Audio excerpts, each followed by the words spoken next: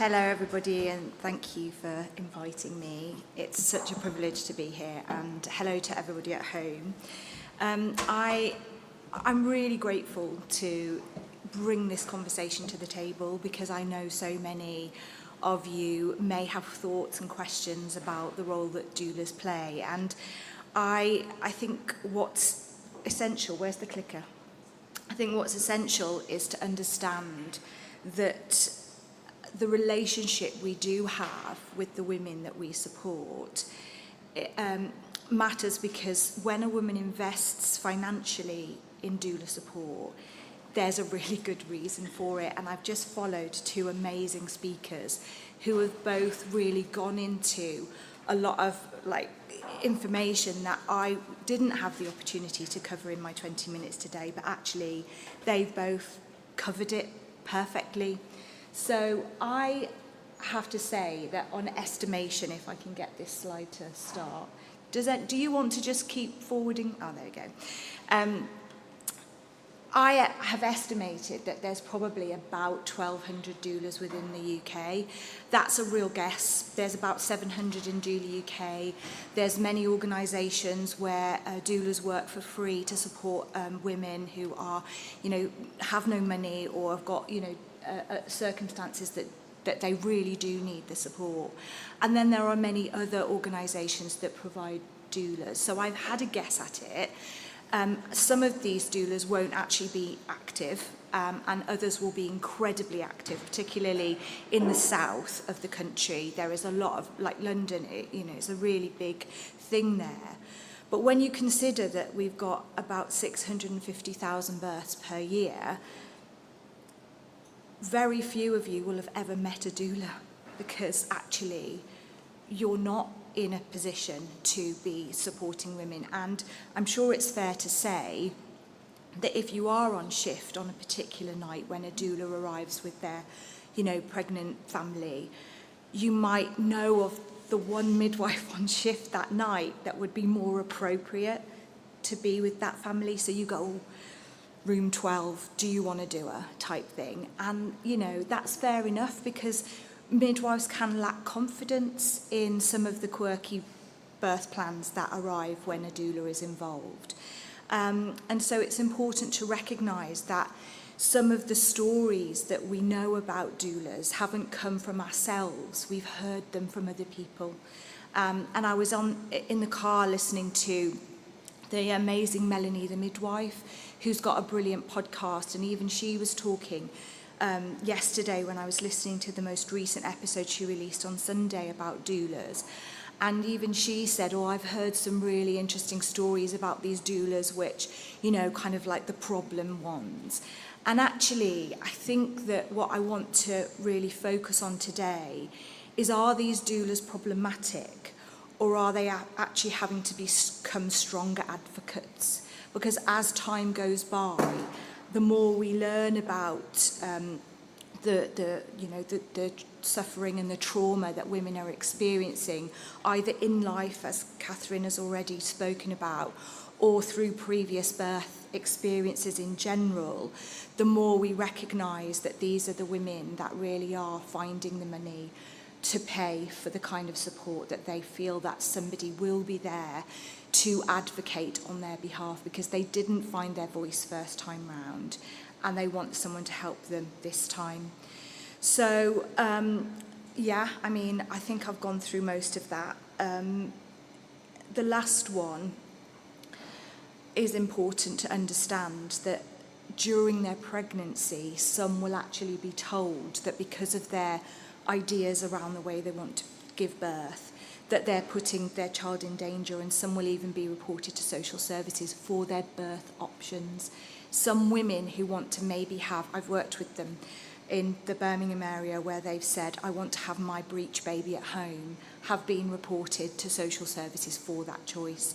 So these are the women that then hire doulas at the end of their pregnancy, because they find themselves in a situation where they can't afford not to. And that's what I really want to try and work on today and understand. Do you want to forward my next slide for me, please?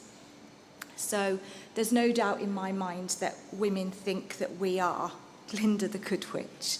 and that we come along with a magic wand, but actually we're not. We don't have their voice, they have their voice. All we can do is support them on their journey and help them find their voice. But also, if on the day they are struggling, we can support to elevate their voice. Could I have the next slide, please? But as we know, a lot of midwives think that we aren't as rosy as that. And the next slide, please. Whereas we think we're just an extra pair of hands. We think that we're there to rub a back, give a drink and a snack, and really help women to have a comfortable and incredible experience at the end of the day. And sometimes it doesn't go well, and we are there in theatre or outside theatre where, you know, their dream birth has gone out the window. But usually, when that is the case, it's because something is genuinely wrong, and we know that 10 to 15% of women do have problems in labour, genuine problems that they do need support, and that's why, you know, we have doctors and theatres and all of the gadgets that go along with the birth process that, you know, women can access if there are indeed some problems. Can I have the next slide, please? So, why do women hire doulas? Well, they are handpicked. They interview us. They choose the one they like, that they feel the most bonded with, and that trust begins to develop. They have preparation sessions, their partner is present, and then on the day, we are that familiar face that arrives to provide them with continuity. And it's undoubtable because we are on call. We are the sole person that is going to turn up and help support them in the way they've told us they want the support. Increased mobility, increased self-belief, which decreases pain and anxiety, leading to hopefully shorter labours, decreased use of epidurals, no need for extra intervention, and all of these lead to better infant outcomes, higher satisfaction rates, typically, if that's what they want, spontaneous vaginal birth and fewer C-sections. I do have clients that want planned caesareans, but they also often need an advocate because, ironically, wanting a C-section, you often get told you can't have one. And if you don't want one, often you end up with one. So there's that to think about. Next slide, please. We do offer one-to-one personalised care. It's undoubtable, yes, okay, so there are lots of people who can, you know, afford it, but there are many that can't, and they really do have to prioritise, scrimp, save, and get the money together. I've had clients that have borrowed from all sorts of different places to be able to pay my fee. But that means I am there 24 hours a day available for them. I am that familiar face. I offer not just continuity and reassurance, but I've really got to know them. I know their deepest fears. I know what's happened to them previously. I really can get down on their level immediately upon arrival. I know what their partners are frightened of. I know how to help them get through that. I know when the partner wants to get in there and be the sole birth partner, but they just need that extra support of somebody across the room. Experience of birth outside of guidance. Pretty much most of my clients want to give birth outside of guidance. There's no doubt about that.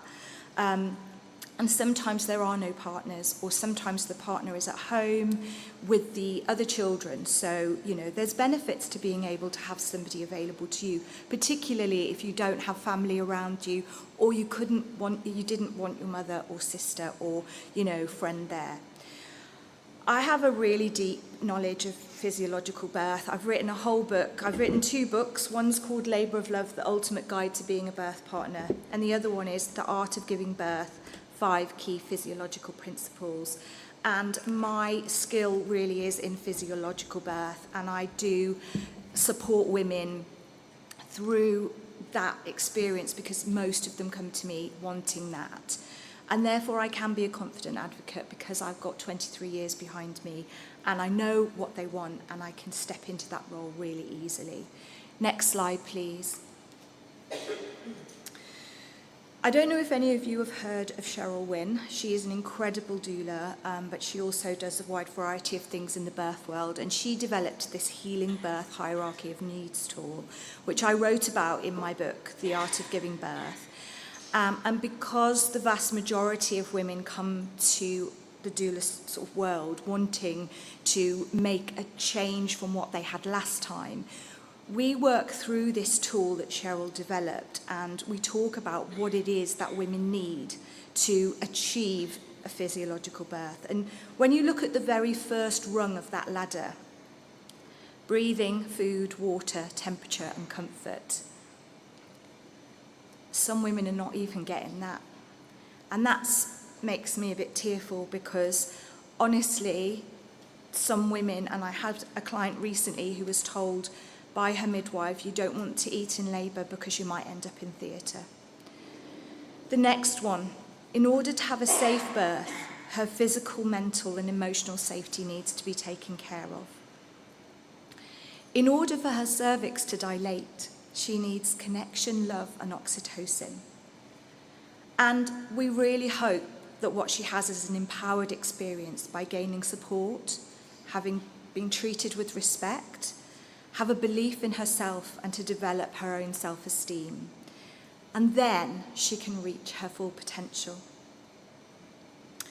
Feel free to take a quick picture of this if you want to before I move on. The next one, please. So I believe what doulas do is they take care of a woman's parasympathetic nervous system. They try and keep her out of fight and flight. And we've also, of course, got fawn and freeze, dissociation, which you were highlighting earlier, Catherine. Women can dissociate in labour, and that's the last thing we want them to do. Labour is a process that women go through where they truly do need love, empathy, support. And this is the difference between one way that the body works versus the other. So on the sympathetic side, you can see all of that woman's blood is being pumped to her limbs for her to run, pumped to her heart, not her uterus. When she's being loved and cared for, and the people around her are really showing her and giving her all of the things she needs, like food and water and hugs and kindness, all of the blood flows to her uterus, and we see quicker, easier, more simple, straightforward births. Next slide, please. There's no doubt that the doula role has changed in the two and a bit decades that I've been working. I do have to give more informational support. I need women to know their why, because if they are going to really stand up for themselves and say why they want to give birth at home, why they want to have a VBAC, why they want to have a breech vaginal birth, they need to know why. It's not my, I don't care. I don't mind what they do. Like, it's not my preference. It's about me being able to support them and say, okay, I understand why you want to do that. Now let's look at how we can achieve it. More debunking of normal birth ideology. Women don't just think, oh, I want a normal birth. They actually have really genuinely done research, worked on understanding how the body works, and they are really keen to be supported to achieve that. So debunking some of that is essential, because we know a lot of the studies that have come out look at this idea that women are just chasing a normal birth, when actually that's not true. What they're trying to avoid is a medically managed vaginal birth. What they want is a physiological hands-off birth, but they're not getting it because they're starting off with this idea that you can't enter the unit without being given a vaginal examination. And that's where the start of this whole cascade can often go. There are many women that want them. I will always say to my women on the way in, how are you feeling about vaginal examinations? And many, many will say, I really want to know what's going on. I want to know what's happening inside me. And they will ask for them. But the women that don't want one, we need to respect that. We need to understand that we need to provide trauma-informed care. We know there's so much neurodiversity. I'm working with a lot of autistic women, women with ADHD, they have sensory needs. There is a lot more understanding about this that we need to work on. More advocacy is required. There are more women who are genuinely running from the system and having free births. It's still a small amount, but we need to acknowledge that is their choice, and we need to respect that. And we also need to know more about human rights and what we can say to women about their rights in labour. Next slide, please. So, women at the centre, without doubt, everyone else around them working as a team. This is so important, and I want everybody to recognise that we can work together.